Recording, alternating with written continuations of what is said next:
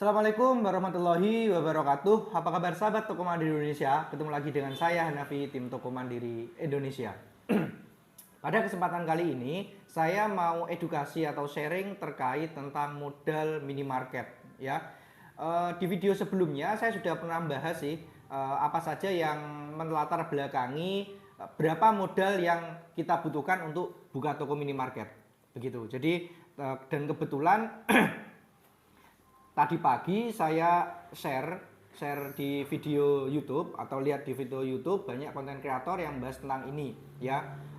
Dan ada juga yang memang sebenarnya ada juga yang menurut saya tidak edukatif, hanya ini apa namanya orientasinya hanya di AdSense. Jadi kembali lagi jangan tertipu dengan judul.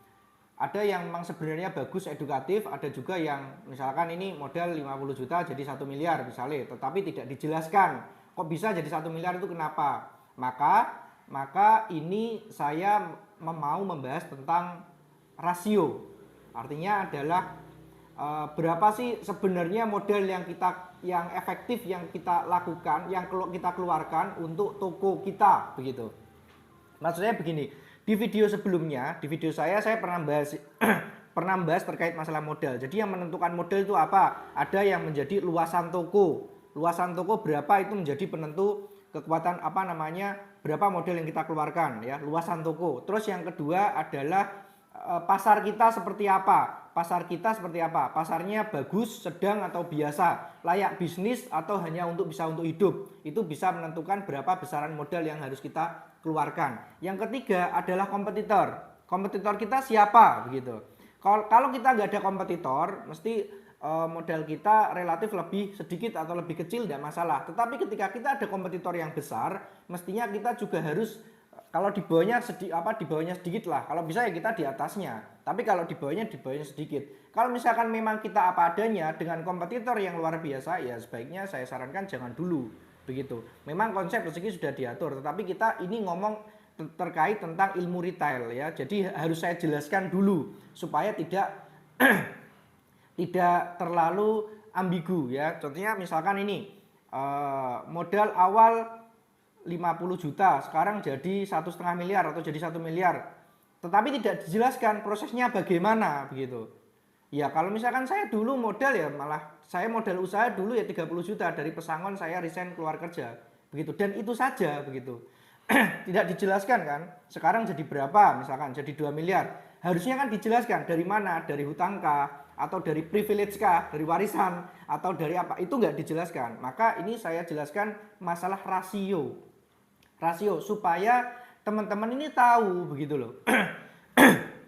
Kalau saya modal 200 juta harus dapat untung berapa sih? Kalau saya modal 1 miliar harus dapat untung berapa sih? Begitu. Supaya minimal keuntungan kita itu tidak tidak lebih kecil dari deposito bank. Begitu konsepnya. Maka bagi para teman-teman pengusaha pemula kayak saya ini atau yang modal pas-pasan minim terus tidak ada sertifikat untuk dijaminkan ke bank untuk kita dapat kur dan lain-lain, terus terang saya tidak menggunakan itu. Maka ini penting harus saya sampaikan, rasio itu penting. Beda kalau misalkan teman-teman punya privilege yang misalkan punya keluarga yang bisa memberikan kita modal yang bagus, itu pendukung juga. Tapi bagi kawan-kawan yang tidak punya privilege yang cukup bagus, artinya yang memang nek basa Jawane enggak balungan tua, ini harus paham tentang rasio. Jadi berapa modal yang kita keluarkan itu harus kita dapat untung berapa begitu. Jadi ini akan saya jelaskan detail, nanti saya hitung-hitungan di Excelan aja supaya nanti jelas berapa sih modal kita, terus keuntungan berapa. Nah misalkan ini modal 1 miliar misalkan, minimal kan harus 30 juta per bulan yang harus kita dapatkan, minimal 3% kan, harusnya begitu. Ketika misalkan kita modal 1 miliar tapi dapatnya 10 juta, berarti cuma 1%, terlalu sangat kecil. Nah jadi saya juga ada beberapa toko, jadi dari sini saya bisa sharingkan. Maka dan pengetahuan ini atau ilmu ini juga baru saya dapatkan. Sebenarnya kalau untuk toko saya yang omsetnya sekian, ini sudah mentok ini di angka 4 juta per hari. Ini dagangannya harus berapa sih supaya tidak over? Begitu. Jadi misalkan ini, ada dulu toko saya omsetnya 4 juta, dagangannya lebih dari 200 juta. Ini kebanyakan dagangannya apa enggak sih? Mubadir enggak sih seperti itu? Terus kita analisa kan dari beberapa banyak toko supaya dagangannya itu efektif, stok dagangan kita efektif, ya. Jadi rasionya berapa? Nah, terkait masalah modal, maka ini nanti saya bahas di Excelan, termasuk nanti saya bukakan apa namanya, kita hitung-hitungan ya, biar nanti saya menjelaskan sambil saya apa namanya presentasi di Excel supaya nanti lebih enak, lebih nyambung. Diikat. Nah, jadi ini saya coba apa namanya presentasikan terkait masalah apa namanya rasionya ya. Jadi misalkan ini rasio. Misalkan ini untuk dagangan, ini kita ngomongnya dagangan dulu ya. Kita ngomongnya dagangan dulu. Dagangan itu kalau misalkan omsetnya dagangan itu rasio itu harusnya 3% ya. Harusnya 3% rasio itu. Jadi ketika kita apa namanya omsetnya 3 juta, berarti dagangan yang harus kita siapkan adalah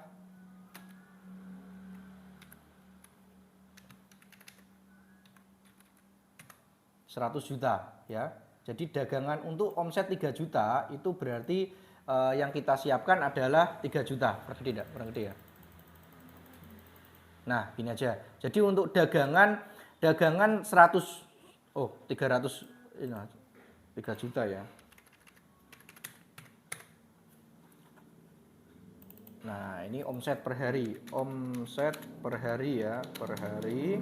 Terus ini adalah nilai dagangan, stok atau stok dagangan aja, stok dagangan.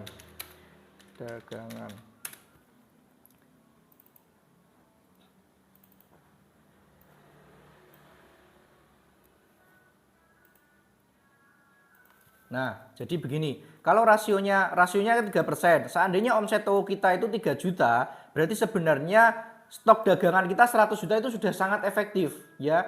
Sudah sangat efektif. Bahkan toko saya itu ada yang 4%, ya. Jadi 3 juta itu 75 cukup. Sebenarnya seperti ini hitungannya. Jadi ketika kita omsetnya adalah, misalkan ini saya copy dulu, saya taruh sini. Omset kita kok misalkan di angka 5 juta, berarti dagangan 125 juta cukup. Misalkan ini kita ganti 3%. Berarti 160 juta, 170 jutaan cukup. Ini untuk stok dagangan ya, untuk stok dagangan ya, untuk stok dagangan aja. Jadi sebenarnya rasio dagangan 3 juta, omset 3 juta itu dagangan 75 juta sudah cukup. Terus ini 4% ya. Nah, misalkan omset 5 juta itu 160 juta cukup. Sehingga kalau misalkan ini saya copy. Kalau misalkan stok kita itu 400 juta,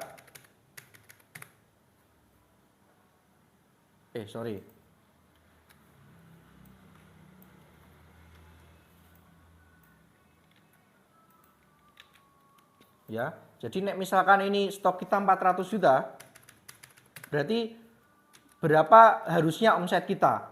Berarti ini bagi ini kali 100.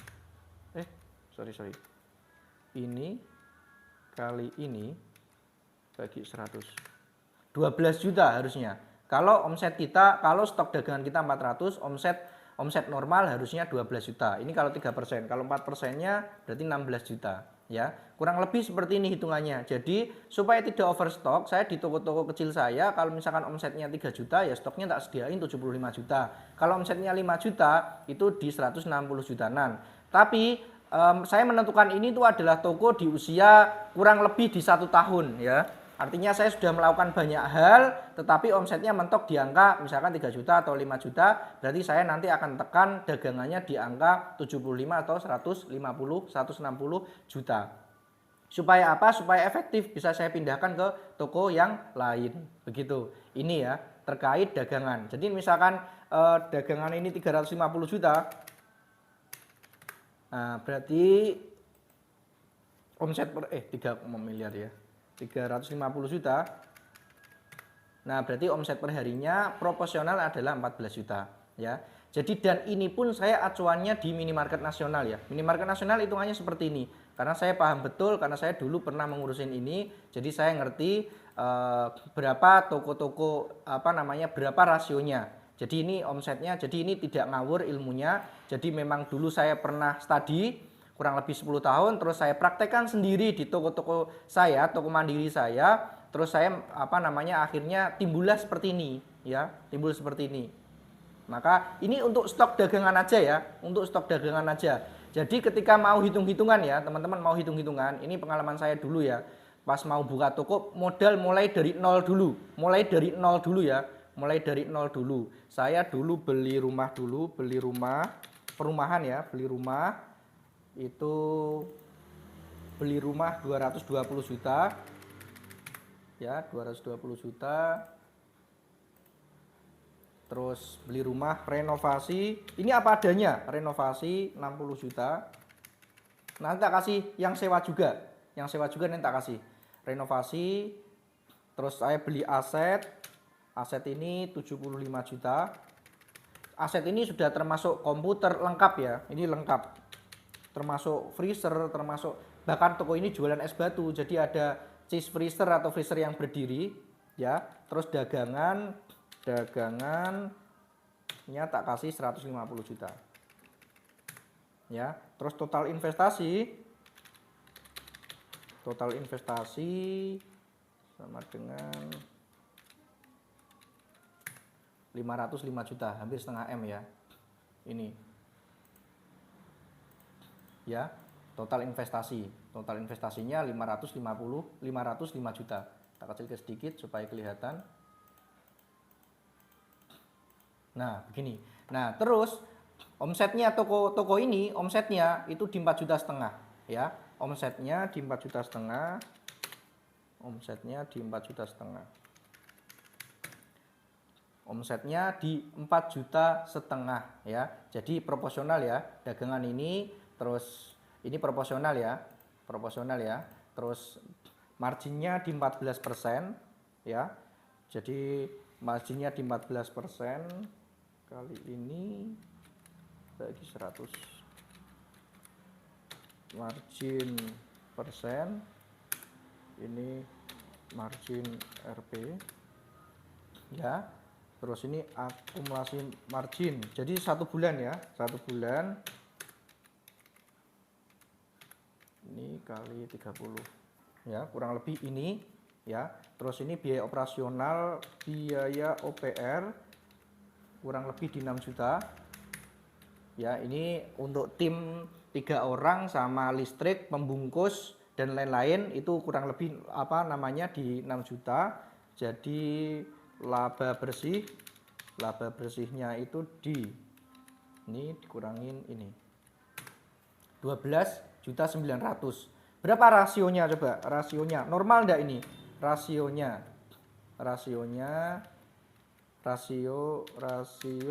keseluruhan. Berapa persen ini? Rasio keseluruhannya adalah ini dibagi total modal yang saya keluarkan kali 100. 3%. Ya, berarti ini sudah proporsional ya. Ini proporsional 3% ya.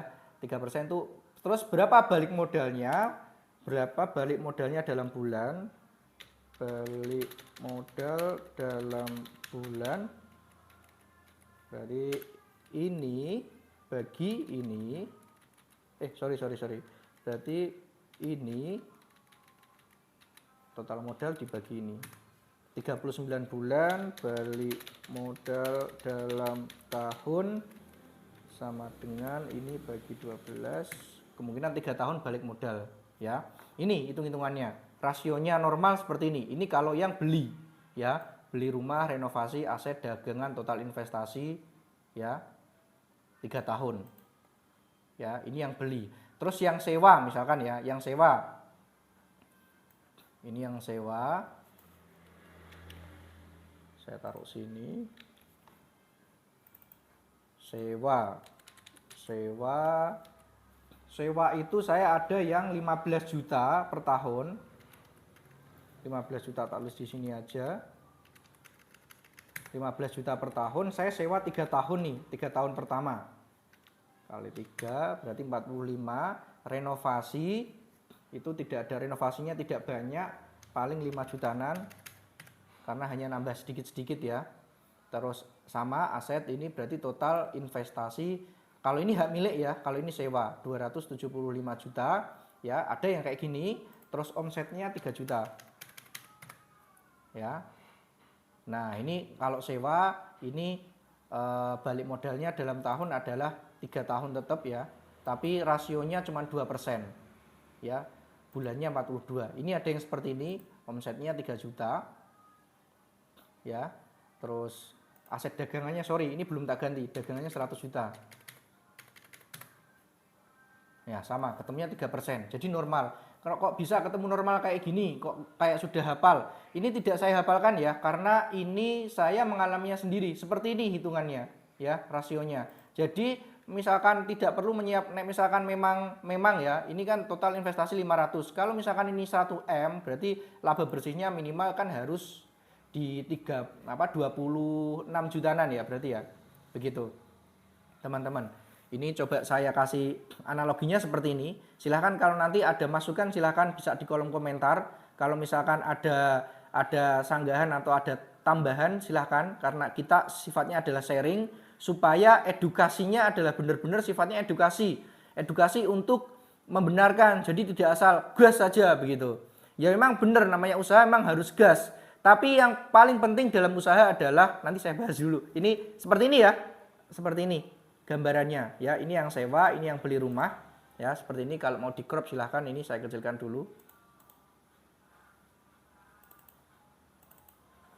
Saya kecilkan dulu, silahkan kalau mau di crop. Kelihatan ya di layar ya.